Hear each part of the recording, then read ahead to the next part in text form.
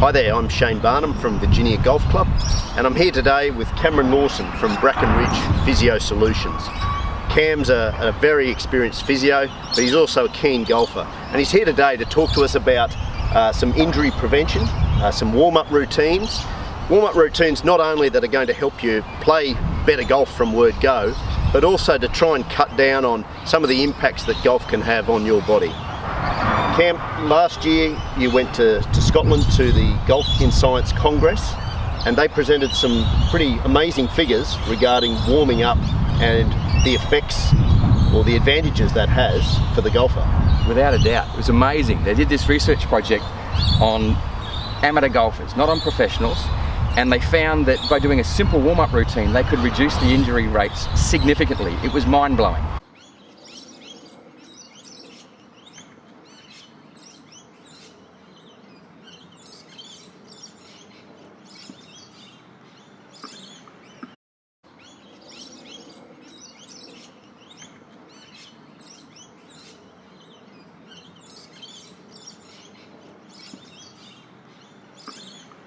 Unbelievable numbers. So this shows that it was valuable, and the thing is that it wasn't a really arduous warm-up routine. Right. It only took a few minutes. The thing I see on a Saturday morning, we have the golfers, they congregate at the tee, they have 10 minutes before they have to hit off, but they spend that 10 minutes a lot of the time talking, catching up on the week that's just gone, who won the football. Most of them have probably sat in a desk chair all week. Mm-hmm. The last shot they hit was the 18th fairway the week before. All of a sudden they're on the tee and they've got to have a swing. They're going to try and move that driver at 90 miles per hour. That can't be good for your body. And we're talking about club golfers. We're not talking about guys that want to turn pro. So they're not interested in spending half an hour on the driving range before they play. No, and this is not meant to replace that. If you're a professional golfer or a young budding golfer, there is some value in what the pros do. That's why they do it. But this is for the everyday weekend golfer to prevent injuries, and it's very simple to do.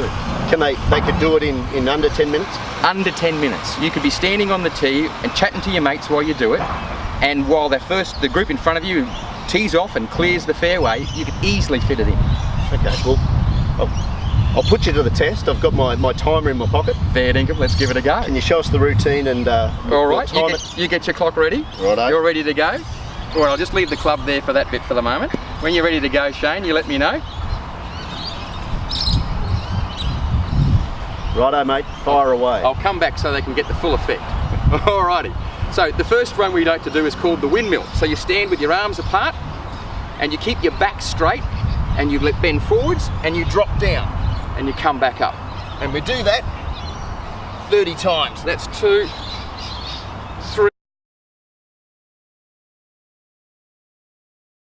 29, 30. So that's that one done, and just to show you from side on, it's a straight back and then a twist. You're not bending over, okay? We want to look after your low back. So the golfers, they're almost in their golfing position. Exactly, it's just like an exaggeration of your golfing position. Just that slight tip forward, bum out, but keeping your legs straight this time rather than that normal little bend that we have. Okay, so that's that one, okay?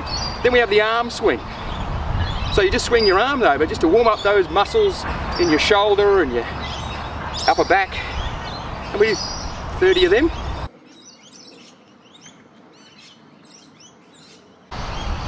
How are we going for time so far? I'm amazed at how little time it's taken. So we're coming up to the end of the second exercise routine. All right, now I need a golf club for this one. Alrighty. So this is the thoracic spine rotation drill. I like this one because I think it's really good to help improve your golf. Because what we want is we want that lovely upper body rotation on a stable base when you're playing golf to get that lovely X factor. So we've got the golf club on the back of your shoulders. Now if your shoulders are too sore for this one, you can just modify your arms across the front and do it like this. Okay? So anyway, we do 30 of these. 30. All right, so that's 30. And then what we do is just 30 seconds worth of swings.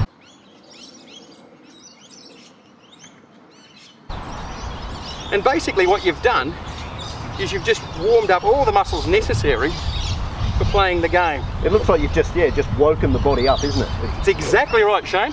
Just woken it up. Out of the slumber in front of the computer that you've had all week, or the slump in front of the footy on the couch. Yeah.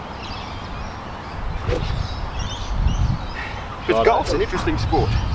All right. I think we're about at how are we going time 30 seconds there for the swing. So how did we go with that? Well, I don't know if you can see that there, but we're at 4 minutes and 58 seconds. So we're under 5 minutes to do a complete warm up, and I can see, you know, you're quite fit, very flexible, and you can see that after doing that, you look like you're ready to go.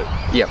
I have got one question. Mm-hmm. There's a lot of our members who may have some injury concerns, or even simply getting older. Yep. And they might not have the flexibility or the range of movement that you have. Mm-hmm. Is there something that they can do to modify those exercises? Without a doubt. The idea is not to be causing yourself any pain at all. Now, if I just step back here so you can see the full thing, when you're doing this yourself, the idea is to only go what you can through the range that you can work through. Now, I could bring my hand over my head, and I wasn't going to my end of my movement with my swings. I was working through my what we call our available pain-free range. So that might be for you down here. And a lot of older golfers get shoulder injuries. We get lots of shoulder problems up here. And you can keep playing golf with shoulder tears in those rotator cuff muscles. So I don't want you hurting yourself up here if that's you. Just down here. Well, the idea is we're just getting the muscles to work. We're not doing any pain. You could do it down here. So that down there, you can just modify like that. It's just getting the action, getting the blood pumping. Still getting in your golf position though. Oh, that one doesn't have to be the golf position. Okay. But when we do this one, we start there. You just, again, you're getting into a golf swing, so you're going to be able to do that position anyway, because you do it every week. So you might not have the flexibility to come right down. The idea is only to tip forward as far as you can tip forward, keeping your back straight. So you might only go like that. Whereas I was trying to go down towards my toes, keeping my back straight. The idea is just to rotate your body through a position that you can rotate it through pain-free, so you don't go as far, okay? So it's got to be, so you can sit at home and watch yourself in the mirror and just see, I can go that far, my back's still straight, I haven't bent it like that. I just go that little bit there and I'm ready to go. And that's all you have to do. Just coming forward, just that little bit. And then I did mention with the thoracic rotation, if you can't get your hands behind your back, you put your hands across. You don't need a golf club for that. Get into your golf stance, like we're talking about, as you mentioned there, Shane, and just rotate through the range you have. And as I said, this one also helps performance in golf, because it's that consistency of getting that club head back to that same point is what we're after. And if your hips are wobbling all over the shop, you can be playing army golf. Yeah, okay? Right. Left, right, left, right. Losing power as well. Oh, without a doubt. Lose distance, lose range. And that's the other point about this routine was, they did it not expecting it to improve performance at all, but they did test some performance characteristics of club head speed and things like that. And they showed that in the exercise group, that they also improved in some of their performance characteristics. So that was an unexpected benefit. I would think in watching what you've done there, for the average guy, the average golfer on a Saturday morning, that is without a doubt going to help them, especially starting off those first few holes, rather than taking 3 or 4 holes to find your rhythm and hit some solid shots. After that, you can see that the guy would be able to get up on the tee and be fully ready to catch one out of the middle and start playing some good golf straight away. So that's the idea. I think one other thing, injury prevention, when you talk about those numbers of almost 50% of people that didn't warm up suffered some kind of injury. I'm sure everyone watching this video has had to sit out on a Saturday due to an injury, whether it be some tennis elbow or a sore back. And I tell you what, you don't want to miss a day like this, sitting at home when all your buddies are out playing golf. So, mate, thank you very much. It's a pleasure, Shane. As we said, it took 5 minutes to go through that routine. So I think everybody, they get to the tee, they have plenty of time to run through that warm-up procedure, and not only are you going to stay injury-free, but you're going to play better golf, which is a great result. That's what we're after. Thanks, Shane. Thanks.